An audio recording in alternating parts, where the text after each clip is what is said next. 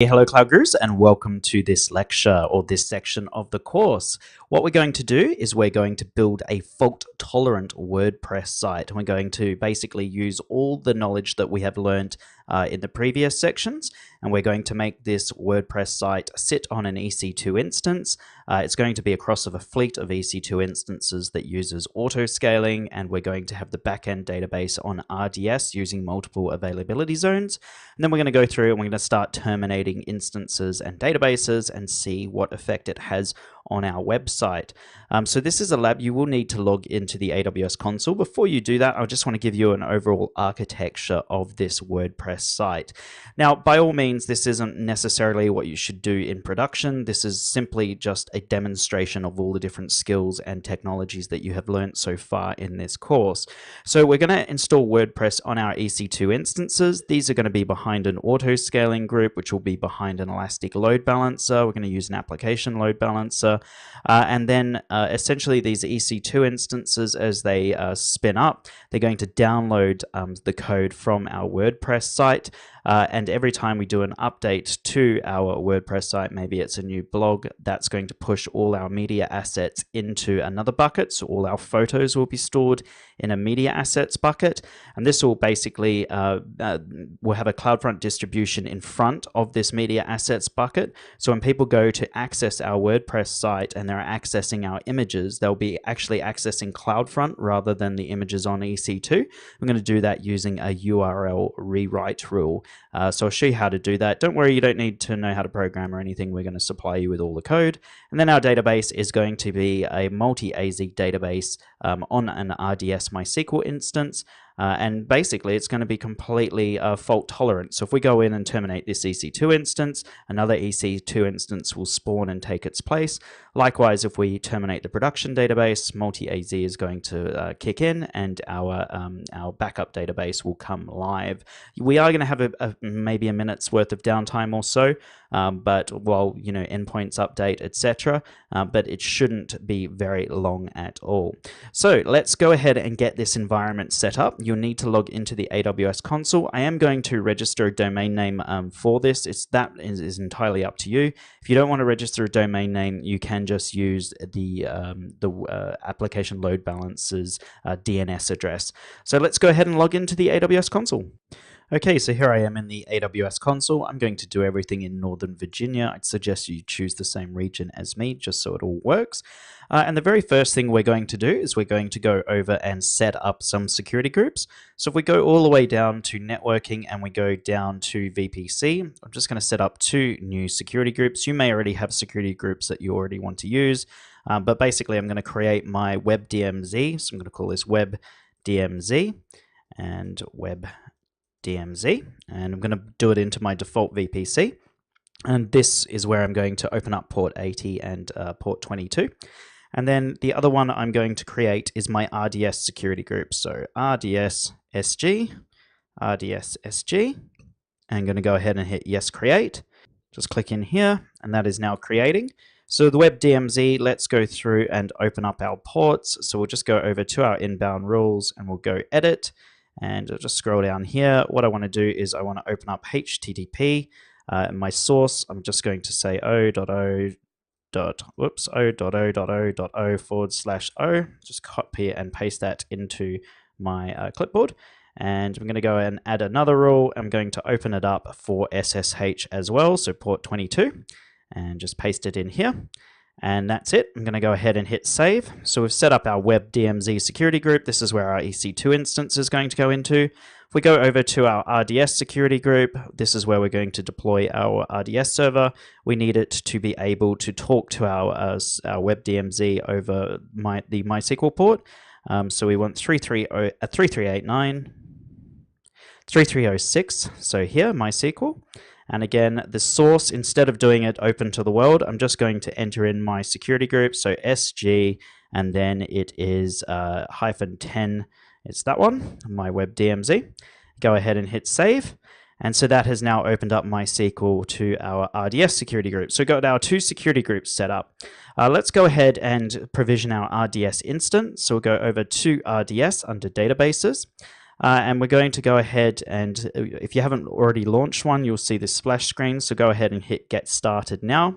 I'm going to do MySQL rather than Aurora, just to keep it simple. I'm going to go ahead and hit Next. I'm going to use production MySQL because I want to use multi-AZ deployment and may as well use provisioned IOPS. It's entirely up to you whether or not you want to do that.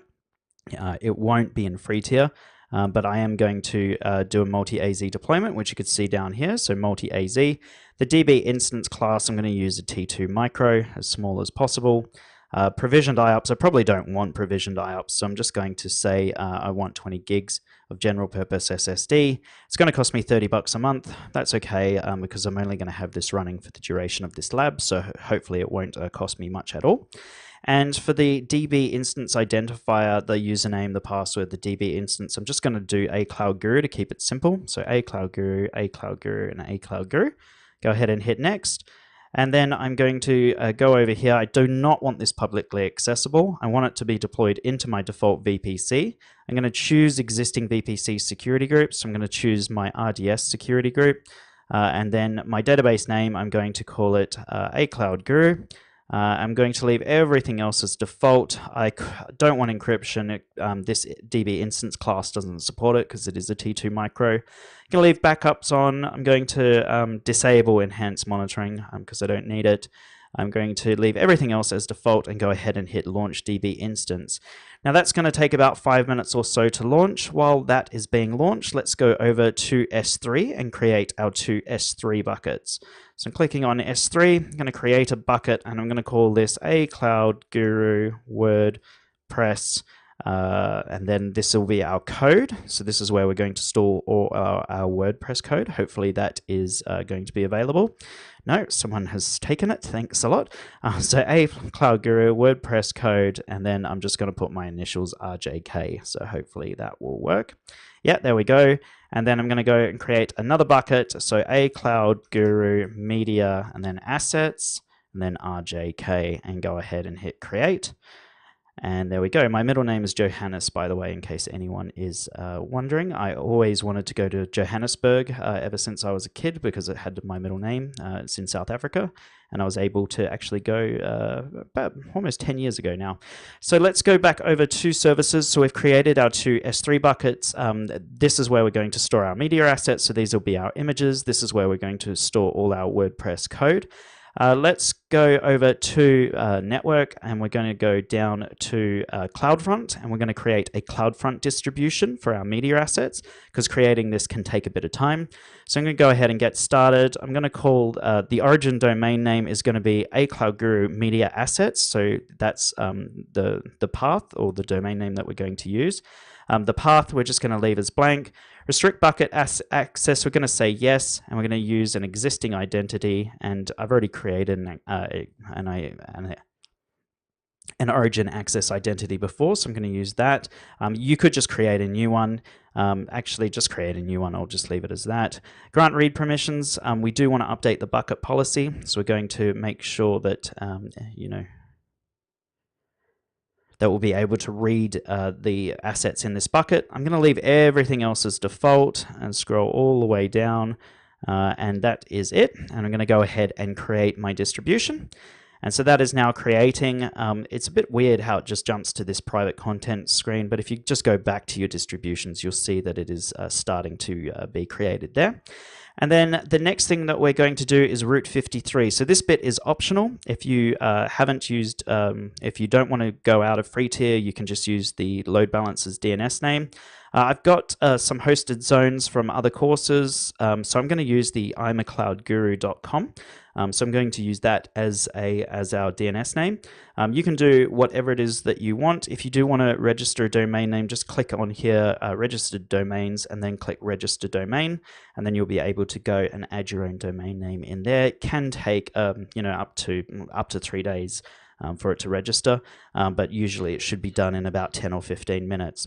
Let's go over to Identity Access Management. We just need to create a role that will allow us to access S3. I'm sure you have done this previously.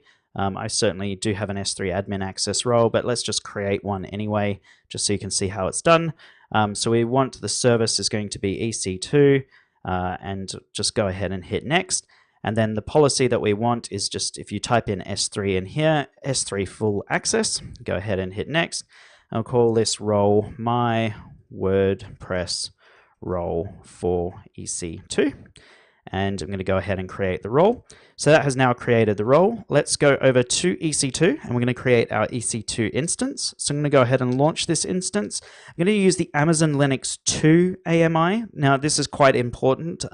This is a brand new Linux AMI that has just been released. Don't use the Amazon Linux 1 AMI for this this part of the course because it won't work. So make sure you use Amazon Linux 2 AMI. So I'm going to go ahead and hit select. And I'm going to do a T2 micro, and I'm going to go in and just quickly change the IAM role to the one that we just created, so my WordPress role for EC2. And in here, advanced details, I'm going to pass a bootstrap script to it. So this bootstrap script will be available in the resources section. Essentially here, we've got our path to our shebang and then our path to our interpreter. Then we're going to run a yum update. We're going to install Apache, PHP, PHP MySQL. We're going to go over to our var www directory. We're going to create a healthy.html file. We're then going to go ahead and download WordPress. We're going to unzip it. We're going to copy it to our root directory. We're then going to remove the WordPress directory and the install file. We're then going to just quickly change the permissions to make sure that we can write to our WordPress directory. And again, we're changing permissions here. We're then going to go ahead and grab our Ch10 access file. This will allow us to do our URL rewrites. And essentially what that will do is rewrite our URLs so we're not getting our images from our EC2 instance. We're going to get them from CloudFront. So we're going to take a big load off our web servers. And then we're just going to rename the Ch10 access file because we download it as a text to .ht access. And then we're going to go ahead and just make sure HTTPD or the Apache service will turn on when we reboot. We're not actually going to turn the Apache service on just yet because we are going to SSH into this instance. And we're going to go and just do a small configuration change to our Apache directory or to our Apache configuration file, which will allow us to do URL rewrites. So we will need to SSH into this EC2 instance to get it all set up. So if you just copy and paste this into your clipboard and go back over to the AWS console. So I'm back in the console, we're going to paste it in here and I'm going to go ahead and hit next to add our storage. Going to just leave everything as default. I'm going to add a tag and I'm just going to call this name and this will be gold standard web server. So this is going to be our gold standard that we're going to create our AMI from. Then I'm going to go ahead and hit next to configure my security groups. I'm going to use that security group that I just set up, my web DMZ. I'm going to go hit review and launch. And I'm going to launch and I'm going to use, I don't actually know if I have any of these key pairs. So I'm just going to create a new key pair. I'm going to call it my WordPress key pair. There we go. I'm going to download that. Okay, so that is now downloaded. I'm going to go ahead and hit launch instance. And that is now launching our EC2 instance. So that is it for this lecture, guys. In the next lecture, we're going to go in and configure our EC2 instance. So if you've got the time, please join me in the next lecture. Thank you.